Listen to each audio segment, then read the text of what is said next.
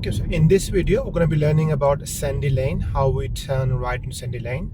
If you are using the satellite navigation, the TomTom will say to you, once you turn right, that take the third road to your right. This is what the TomTom give you the instructions. The first is there on my right now, and the second is coming up, but usually is after the bridge we're turning right basically. So the first exit is already gone. The second to my right is coming up right now. We keep our car into the left and the main road, please. We don't want to go to the right yet. Now we check our center and the right mirror. We signal to the right. We carry on driving into the main road until the road lines fade off, I'm afraid, until you see the road work sign here a little bit, and then you go into the right box.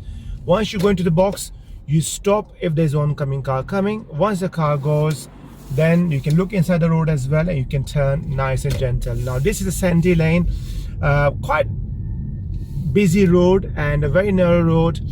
A lot of cars parked over here, so you will going to face a lot of meet in the traffic as well. So you need to make sure to plan yourself ahead, do forward planning. If you are going around the parked cars, give yourself 1 meter.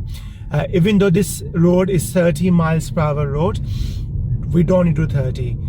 The word I normally use, just think about doing less space, less speed. Do whatever you think is best really. I hope this video will help you. Thank you.